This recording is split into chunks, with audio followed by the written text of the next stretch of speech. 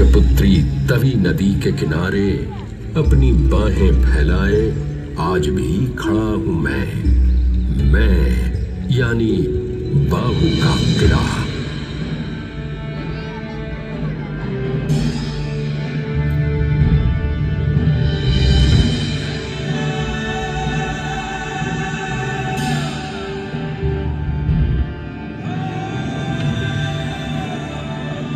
बहुत भाग्यशाली हूं कि मुझे प्रकृति की इन दो महान धरोहरों का साथ मिला।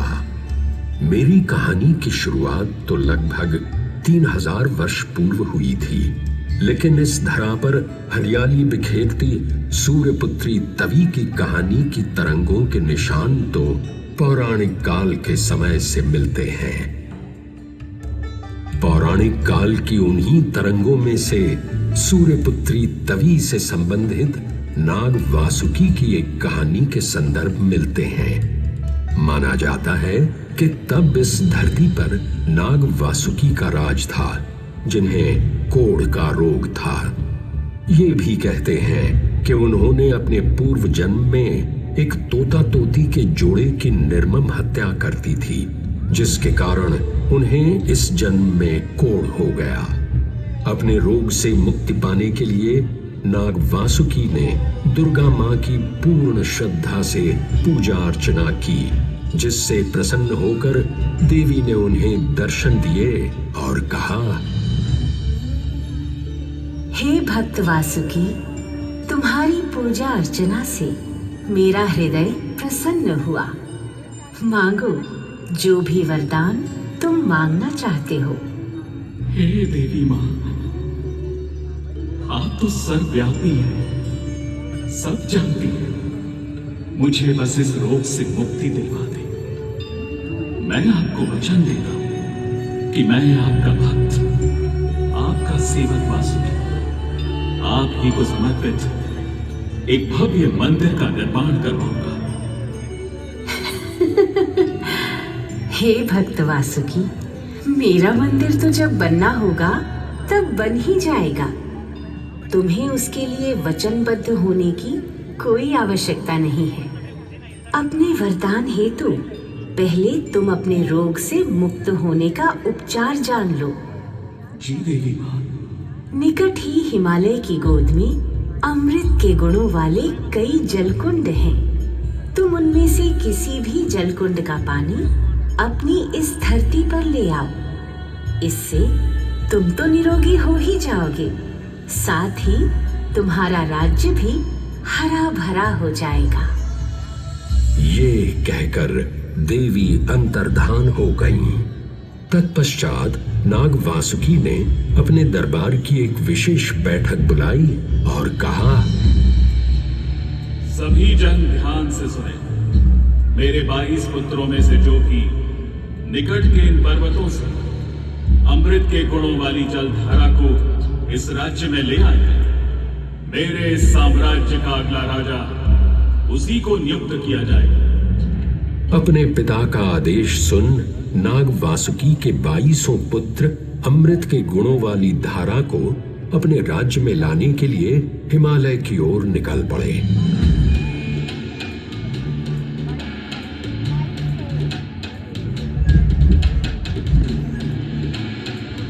नाग वासुकी के 22 पुत्रों में से सबसे छोटे बेटे थे भैड़राज, जिन्हें भैड़ देव के नाम से भी जाना जाता है।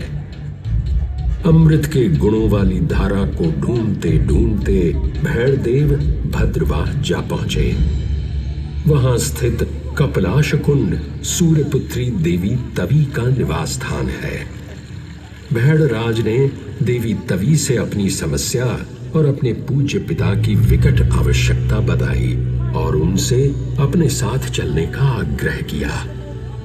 भैड़ देव की प्रार्थना से प्रसन्न हो देवी तवी ने उनका आग्रह स्वीकार कर लिया।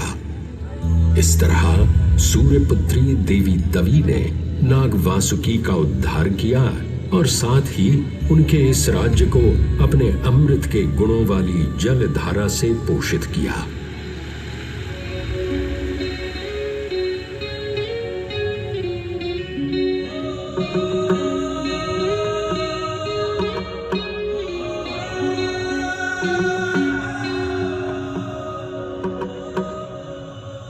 जम्मू शहर दी ऐ शान तेरे कन्ने पन शान। जम्मू शहर दी ऐ शान तेरे कन्ने पन शान। प्यारी प्यारी तवी मां तेरी आरती करा, तेरी आरती करा, तेरी आरती करा, तेरी आरती करा। सूरज दी पुत्री कैलाश थवां तेरी, रूप मन मोहना छवि तेरी साफ सुथरी। तेरे कन्ने सोभ दिन शहर ते ग्रां, प्यारी प्यारी तवी मां तेरी आरती करा, तेरी आरती करा, तेरी आरती करा, तेरी आरती करा। बकरी ते शहर किट्ठे तेरा पानी पींदे ने, कई बसनीक माए तेरे सारे जींदे ने। जम्मू शहर कन्ने तेरा जुड़ी गए दाना, प्यारी प्यारी तवी मां तेरी आरती करा, तेरी आरती करा, तेरी आरती करा, तेरी आरती करा, तेरी आरती करा, तेरी आरती करा।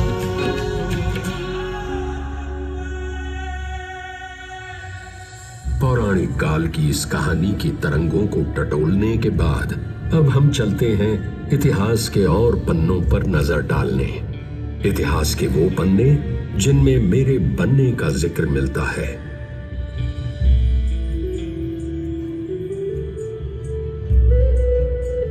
मेरे बनने की कहानी भी बड़ी दिलचस्प है।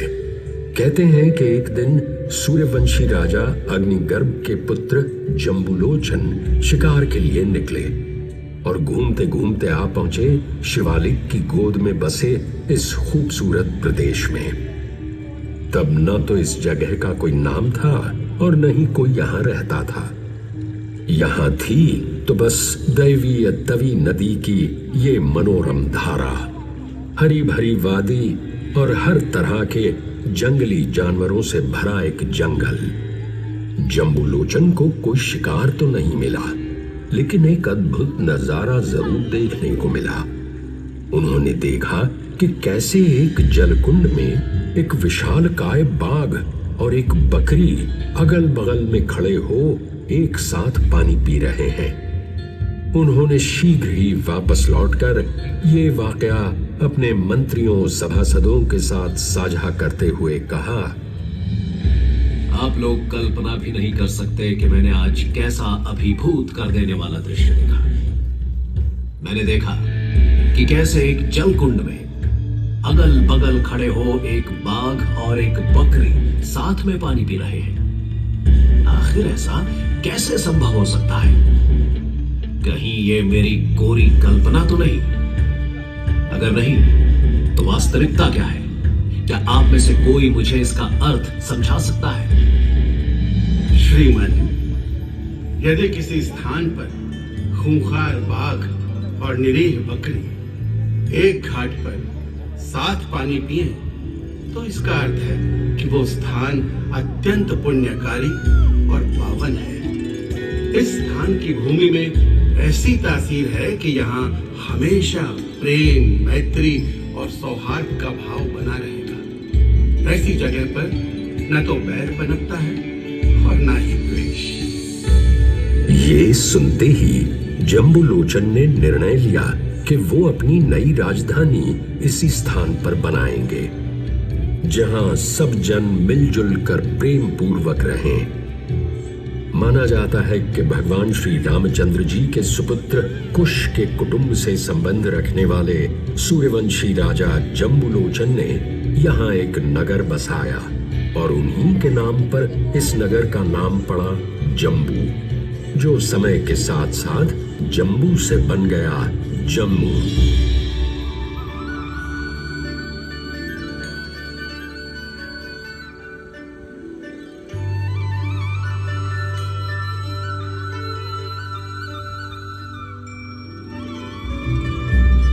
जम्बूलोचन के बड़े भाई बाहुलोचन को भी ये इलाका इतना भाया कि उन्होंने तवी नदी के दूसरे तट पर अपना राज्य बनाने का निर्णय लिया और अपने राज्य का नाम रखा बाहु।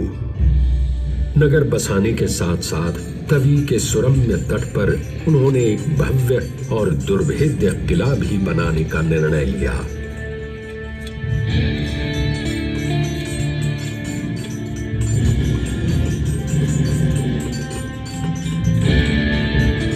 इस तरह आज से लगभग 3000 वर्ष पूर्व शिवालिक पहाड़ियों की इस सुरमई सुंदर धरा की गोद में मैं अस्तित्व में आया। मेरा निर्माण बड़े शौक और मन से सूर्यवंशी राजा बाहुलोचन ने तवी के दक्षिण तट पर 325 मीटर ऊंचे एक पठार पर बलुआ पत्थरों और ईंटों से करवाया।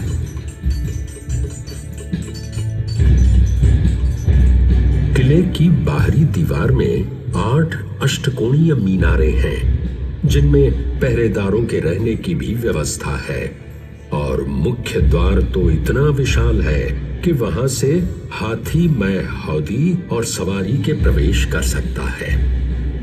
किले की दाईं दीवार पिरामिड नुमा आकार की है ताकि तोपों और बंदूकों के हमलों का भी मुझ पर कोई असर न हो।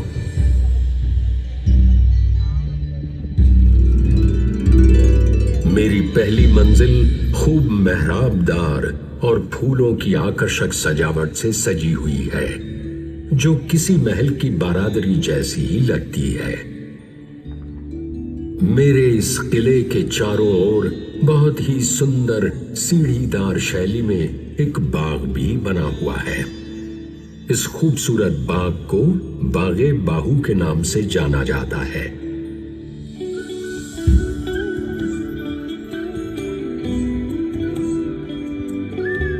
इस बाग में पहाड़ी इलाकों से लेकर मैदानी इलाकों तक के हर तरह के पेड़ पौधे लगे हुए हैं। तरह तरह के खूबसूरत फूलों पर रंग बिरंगी तितलियां दिन भर मंडराती रहती हैं। फूलों और पेड़ों के साथ साथ बागे बाहु में दिल को लुभा लेने वाले फव्वारे और झरने भी हैं, जो इस बाग की शोभा में चार चांद लगाते हैं।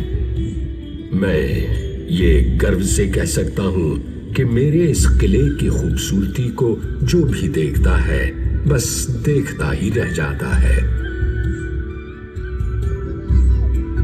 ये देवी माँ की कृपा ही है कि जहां एक तरफ कटरा में त्रिकूट पर्वत पर माँ वैष्णो देवी विराजमान हैं, तो वहीं दूसरी ओर मेरे प्रांगण में मेरी हृदय स्थली में वास करती हैं बावे वाली माता।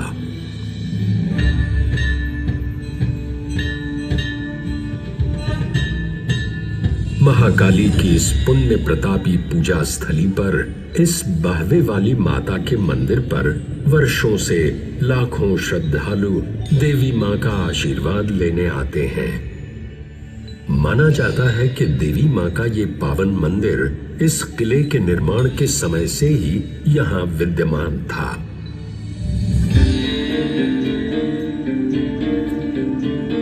ऐसा भी कहा जाता है कि माता की ये दिव्य प्रतिमा 8वीं शताब्दी में अयोध्या की पावन भूमि से लाकर यहाँ स्थापित की गई थी।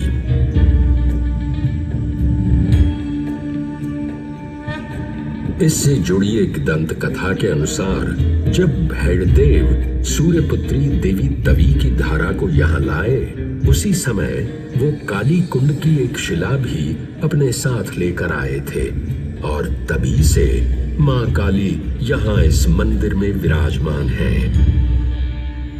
बावे वाली माता के दरबार में वर्ष में 2 बार नवरात्रि पर खूब बड़ा मेला जुटता है।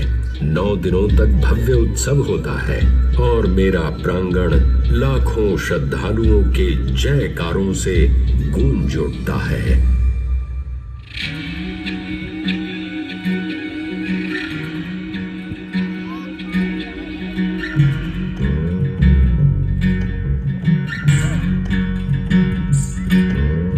महाकाली काली कुंड वाली देवते खड़े बने सुवाली।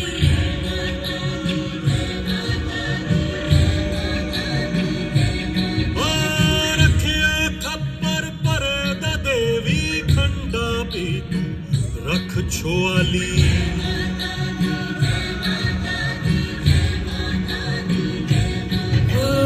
जोगिना तेरिया नचन त्रपन पीरे जोग मारन छाली।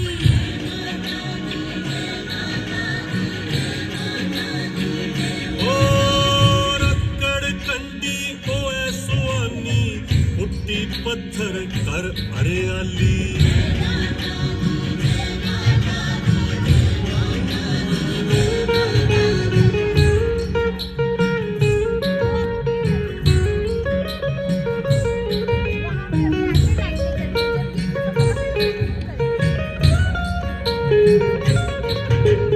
गवा बैठिया करन गवाली बैरी सुट कंडे दिया चाली।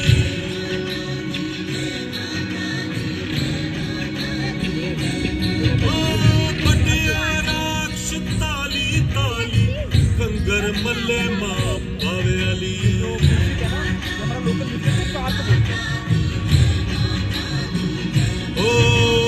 करा कराच कोल परी दे चोली नी कोई रखिया खाली।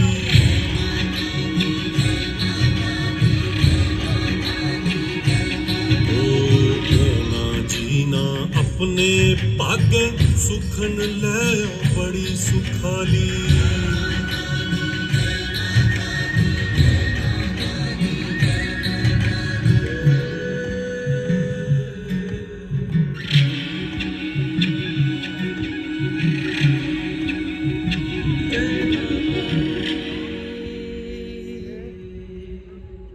समय के साथ साथ जम्मू राज्य की समृद्धि और प्रसिद्धि तो बढ़ी ही, राज्य का विस्तार भी हुआ। सूर्यवंशी और नागवंशी राजाओं के अलावा मनहास राजपूत, ठक्कर और राणा वंश के राजाओं ने भी यहाँ का शासनभार संभाला। ऐसे ही राजाओं की कड़ी में 16वीं शताब्दी में जमवाल वंश के राजा अवतार देव जम्मू राज्य के सिंहासन पर आसीन हुए। राजा अवतार देव ने जब इस किले का मुआयना किया तो उन्होंने देखा कि कैसे 2500 साल से खड़े इस किले की दीवारें कमजोर हो चुकी हैं, कंगूरे टूटने लगे हैं। उन्होंने शीघ्र ही इस किले का जीर्णोद्धार करवाया।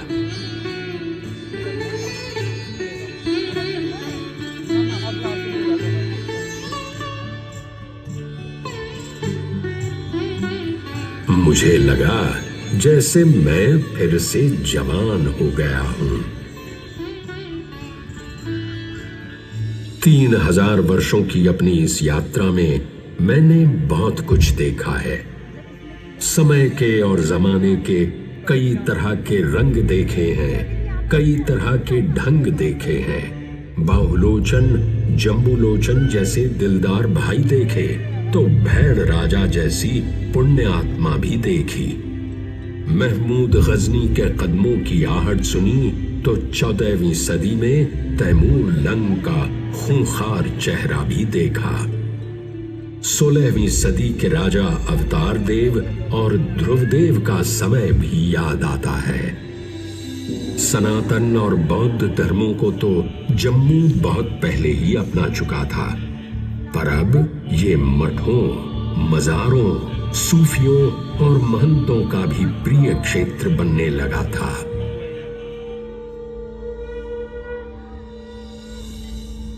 अठारहवीं सदी के मध्य में डोगरा राजा रणजीत देव को जम्मू की गद्दी संभालने का मौका मिला। कहते हैं कि मुबारक मंडी में जो महल बना हुआ है उसकी नींव लगभग इसी समय रखी गई थी। राजा रणजीत देव ने अपनी सूझबूझ और तलवार के जोर पर आसपास की 22 रियासतों को मिलाकर जम्मू के राज्य का विस्तार किया। उनके समय में ये एक कहावत खूब प्रचलित हुई थी, 22 राज पहाड़ दे बिच जम्मू सरदार है। मतलब कि 22 रियासतों में जम्मू ही सरदार है। यहां पहाड़ी चित्रकला शैली खूब विकसित हुई, जिसका श्रेय राजा रणजीत देव को ही जाता है। उनके शासन के दौरान जम्मू की कला संस्कृति, यहाँ के लोक संगीत और लोक कलाओं को भी खूब बढ़ावा मिला। उनका खूब प्रचार प्रसार हुआ और आज के दौर में भी ये चलन बरकरार है। लोकगीत की बात करें तो स्वर्गीय पद्मा सचदेव जी द्वारा लिखित ये डोगरी गीत आज भी सुनने वालों के कानों में मिश्री जैसी मिठास घोल देता है।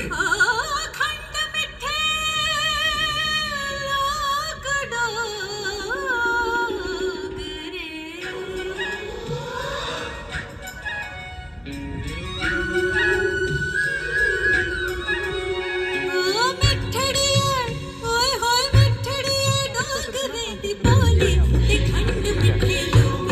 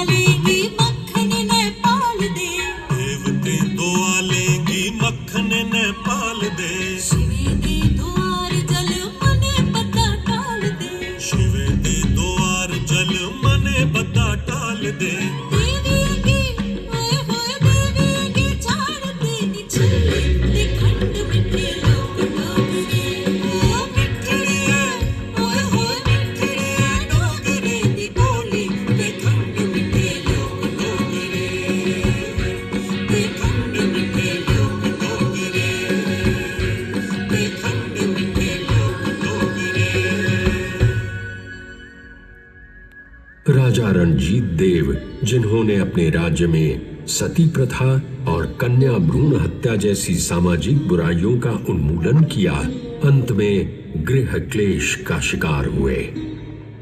सत्ता के लालच में छोटा भाई ब्रजदेव उनकी हत्या कर खुद जम्मू की गद्दी पर बैठ गया।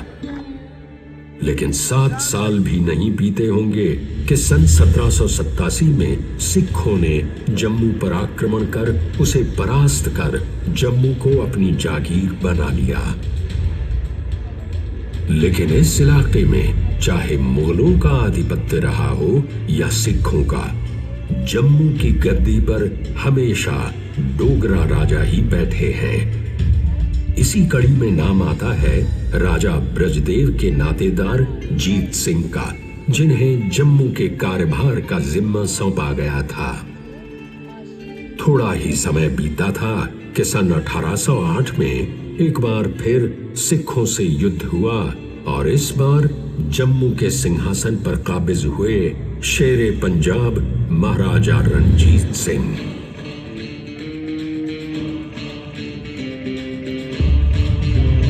महाराजा रणजीत सिंह ने सबसे पहले अपने बेटे सरदार खड़क सिंह को यहाँ का जागीरदार बनाया, लेकिन कुछ समय बाद ही लगभग सन 1820 में महाराजा रणजीत सिंह ने अपने विश्वास पात्र और राजा रणजीत देव के एक दूर के रिश्तेदार किशोर सिंह को जम्मू राज्य की जिम्मेदारी सौंप दी।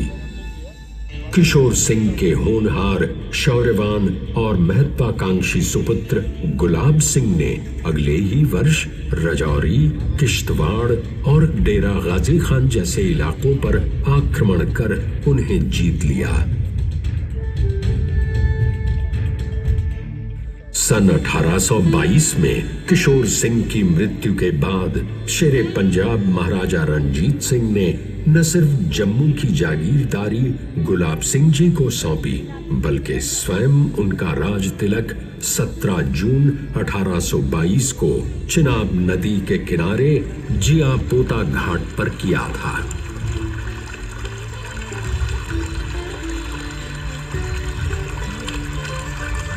पीछे खड़ा था अखनूर का ऐतिहासिक किला, जिसकी नींव से अठखेलियां कर रही थी पवित्र चंद्रभागा, आज की हमारी चिनाब नदी। आने वाले वक्तों में राजा गुलाब सिंह ने सिपह सालार जोरावर सिंह की मदद से सिख साम्राज्य की सीमा को पश्चिमी तिब्बत तक पहुंचा दिया। साथ ही लद्दाख, हुंजा, गिलगित और नागर जैसे क्षेत्र भी अपने कब्जे में ले लिए। जब तक महाराजा रणजीत सिंह का परचम बुलंद था, तब तक सिख साम्राज्य की ओर कोई आंख उठाकर भी न देख पाया। परंतु सन 1839 में महाराजा रणजीत सिंह की मृत्यु के बाद मानो वक्त सिख साम्राज्य के खिलाफ ही हो गया। महज 4 वर्षों के भीतर ही महाराजा शेर सिंह और प्रधानमंत्री ध्यान सिंह की हत्या के बाद सन 1843 में सिख साम्राज्य का उत्तराधिकारी महाराजा रणजीत सिंह के 5 वर्षीय पुत्र महाराजा दलीप सिंह को बनाया गया।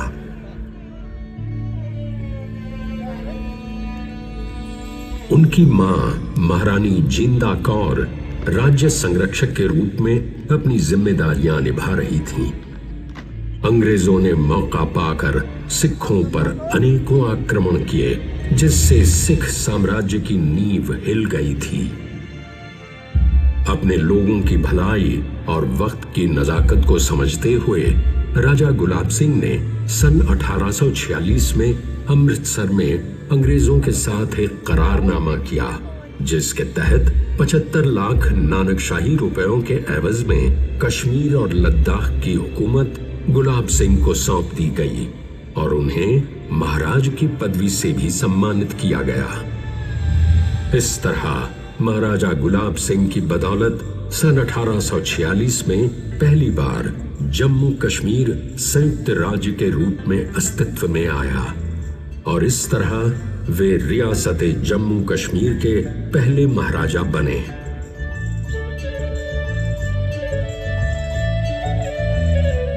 आपके गौरवशाली इतिहास और उपलब्धियों पर सूबा कश्मीर के दीवान और फारसी भाषा के जाने माने लेखक कृपाराम ने गुलाब नामा नाम का एक दस्तावेजी ग्रंथ लिखा था, जिसका प्रकाशन सन 1876 में श्रीनगर से हुआ। ये पुस्तक आज भी छात्रों और इतिहास प्रेमियों में बेहद लोकप्रिय है।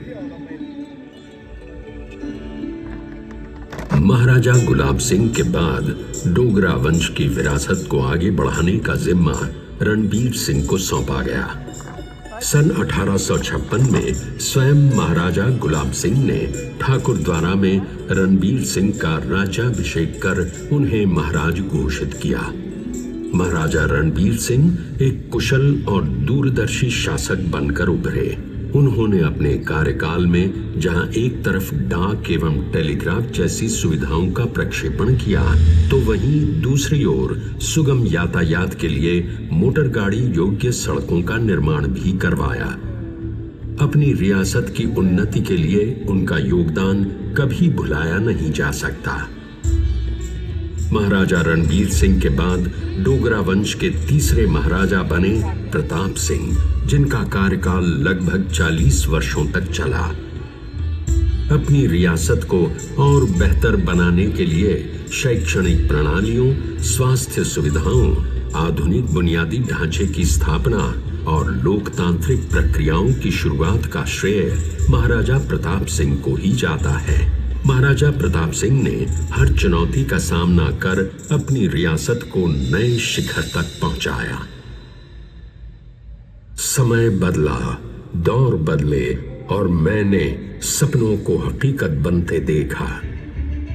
मैंने देखा 15 अगस्त 1947 का वो दिन जब भारतवर्ष अंग्रेजी हुकूमत से आजाद हुआ और जल्द ही तब के महाराजा हरि सिंह ने रियासत जम्मू कश्मीर को भारत का एक अभिन्न अंग बना दिया।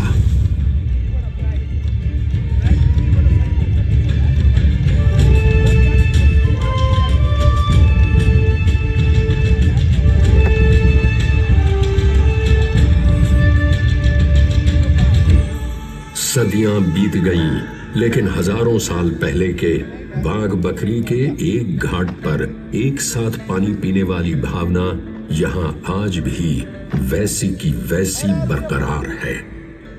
बरकरार है सबको साथ लेकर चलने की इस भूमि की तासीर, और बरकरार है यहाँ की सांझी संस्कृति, यहाँ के प्रेम और सद्भाव की भावना। आजादी के इतने सालों बाद आज भी लोगों में वही खुशहाली नजर आती है, वही सौहार्द, वही प्रेम नजर आता है। और मैं दावे के साथ कहता हूं कि जम्मू खुशहाल था, खुशहाल है और सदा खुशहाल रहेगा। प्रेम का त्योहार यहाँ हर दिन, हर मास, हर साल रहेगा। बाहू का किला भी हजारों साल यूं ही जम्मू तवी की दास्तानें बयां करता रहेगा।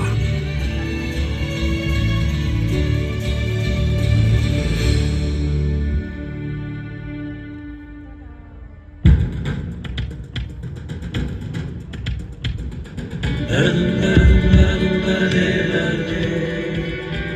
la la